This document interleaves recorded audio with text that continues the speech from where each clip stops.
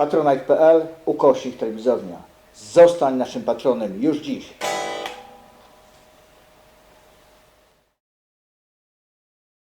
Witamy wszystkich, siema.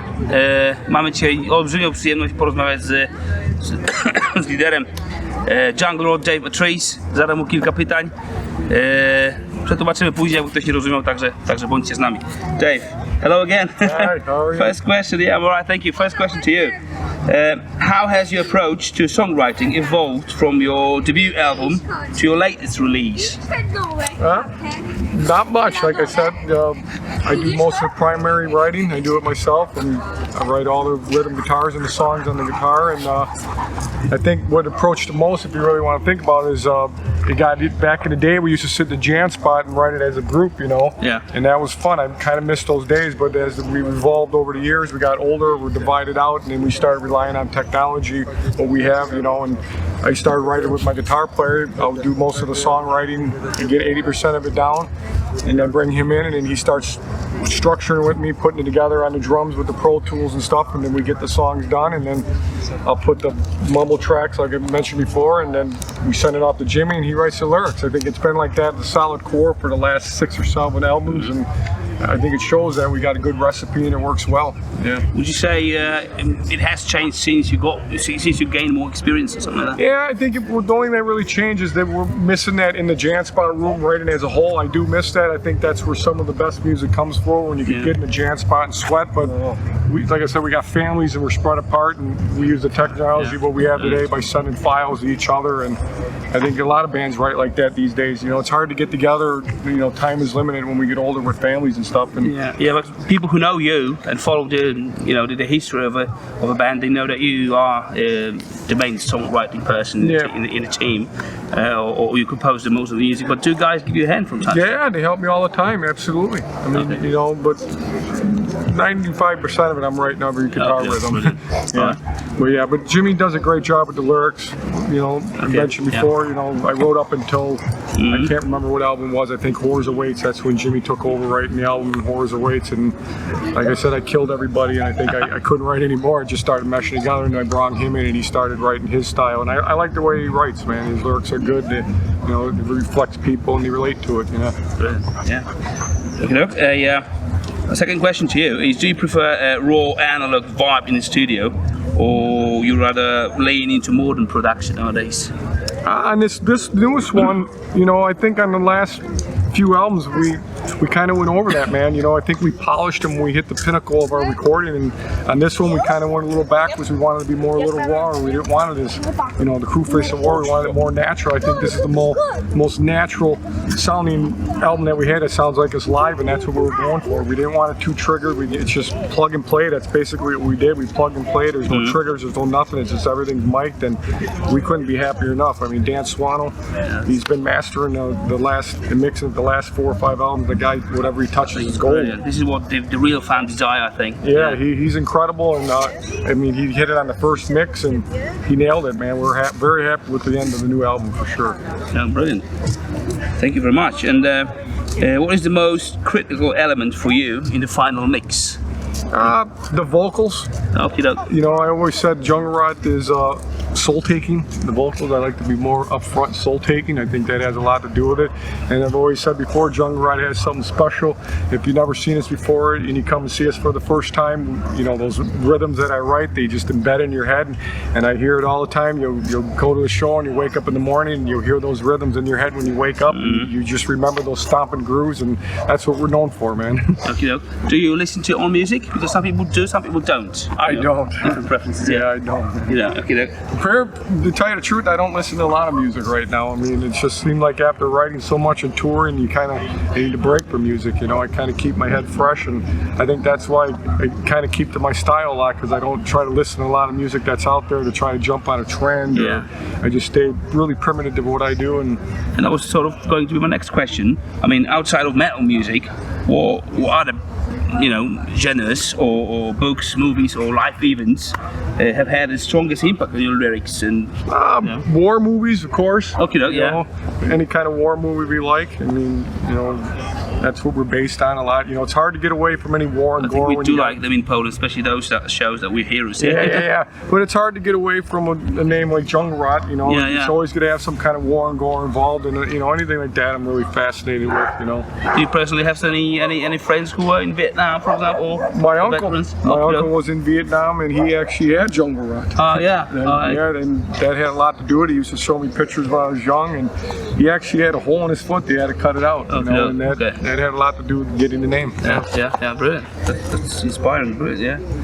And do you have any specific pre-show rituals or warm-ups, you know, that before we hit the stage or something? Not really. I think we've been doing it for so long. I think right before we go on, we just kind of regroup and give everybody the knuckles and say, let's go. You know, old school, pump each other up, and then we're ready to go. Yeah. So like you, I don't know, have your favorite guitar or a piece of underpants that you're wearing on yourself or something like that? I always wear the same stuff on stage. I mean, I have that definitely. I mean, I wear the shirt every day on a tour, and then I usually give it away at the end or give it to somebody at the end of the tour. I kind of like doing that, man. You know? Oh, nice. It's kind of cool. Yeah, it is. Beyond the grave!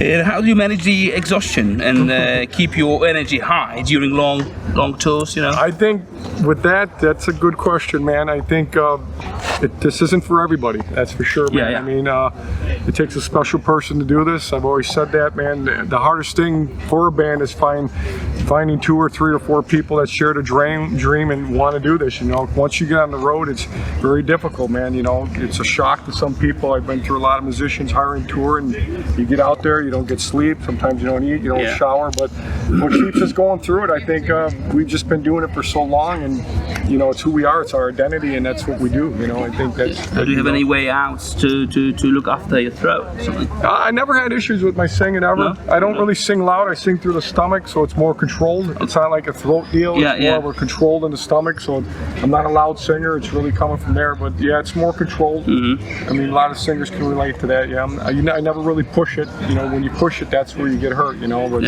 it's a more control thing in breathing. Yeah, once you get it down, you know what you're doing. Yeah. Yeah, exactly. Yeah. You know, not to hurt yourself. You figure that out. Yeah. Okay. And coming up to the stage, what is the strangest or most extreme gift you've ever been given from fans during the show? I've gotten a lot of throw the brass on you or something. In the old days, we used to see that. That was more common. But yeah, I get a lot of gifts, man. A lot of homemade stuff. You know, I like when they give me portraits of my stuff. Artists draw on me. I really like that stuff. These are the most valuable ones. Yeah, I really like that. You know, some of these artists out there are great, man. It's just breathtaking when you see it. You know, I really like that when they do that. I think it's cool. Nothing difficult in buying things, but in making them yourself. Yeah, it's more personal when they make it. You know, it's made with love, and that's what the ones. They give it with love. Yeah, exactly. It means something. Exactly. That's the ones I really. Especially when you appreciate it. Yeah, brilliant. I got them all framed in the house, and it's pretty cool, man. It brings me goosebumps because it's nice to get stuff like that. It really is, man. Fantastic. And how do you view the current state of the global metal scene compared to when you first started? It's never really changed, in my opinion. You know, I get that question a lot. It's always been the same scene. You know, 300, 400, 500 kids. You know, that's always been there. You know, the next generation is booming. In the states where we're from, death metal is hot right now. I mean, there's a lot of bands coming up. Frozen Soul. I don't know if you ever heard any of these bands. 200 Stavrons. I mean, the next generation is carrying the torch, and they're doing very well. You know, death metal's great in the states, man. It's doing really good. I've always said there's going to be one of these days where all these old bands are going to disappear. Jungle Rock, Cannibal Corpse, Deicide. Eventually, the next generation is going to rise to headliners, and that time's going to come. I don't know when. I mean, I'm 57 now. This band's been going for 30-something years. I'm very grateful to be doing this, man, and it can end any time. You know what I'm saying? And I'm just glad to be here, still doing it, man. Yeah. But the scene is good. The scene has been thriving. I think it's always been good. Yeah, it's never. People say it goes up and down, but it's always been the same to me. I mean, it's the same 300, 400, 500. That's a good show for. And how do you see the future? Maybe you say, you know, many of the bands have already commercialized, sort of, and they create more music not to the fans but to the money. Yeah, we'll never do that. I mean, I don't know if that's a good thing or a bad thing. I mean, when I write for myself. Yeah. I shouldn't say that. When I do write, I always think of the person that kind of never seen us before. I see it every night, when we play a show, a first-time fan, they look at you, you can tell they never seen you. One song they're looking at you, the next song they're bobbing their head. 2 more songs later, they're like this, and then 5 more songs, they're like this. By the end of the night, they're coming up, new favorite band, and that's how we win them over every night. Is just on the road. You need to be on the road. That's how you win fans over, and you get the appreciation from it. Yeah, An important thing to be on the road. Yeah. General metal music has a fiercely loyal but highly demanding fan base now. Do you ever feel the pressure of being, like a gatekeeper of the genre's tradition in modern times? No, not really.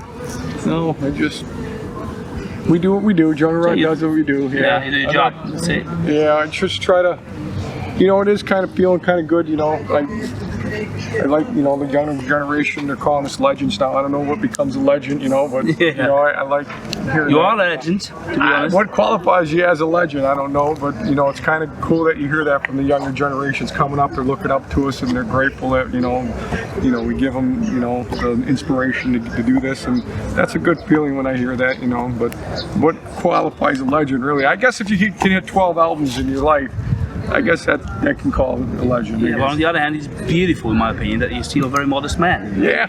Yeah, really, because some people otherwise, sometimes, just like a local bands or whatever, they release an album and they think that, they Yeah, we're far from that, man. We're very down to earth. Really. I cut my grass, I scoop dog poop just like everybody else. Yeah. I work a job, we do this in the summertime, we tour in the summertime, but we all work jobs, we're no different than anybody else, and that probably does help relating to people. just to stay a normal person. Yeah, we're normal. Yeah. And well, it's a funny question which I prepared. What is the most mainstream pop song that you secretly love and you know all the words to? Is there any pop song you like? Because we must say it openly. You leave with metal, but are there any other songs of different? Think, man. That's a tough one, man. Yeah, different, genres that you like. Don't you like Whitney Houston? No, not Whitney Houston. It's been a while since I heard that name, but I can't think one offhand right now. But I'm sure there's one. I'm sure something's in my head that hums, and I just can't think of it right now. Sometimes even pop songs, they don't have to be stupid. They just sometimes they have something. Oh, as long as it's got a hook, that's all. The hook is what matters. A good chorus and something. Them are the ones that stay in your head. Anything that's hooky is good. But right now I can't think of any pop song.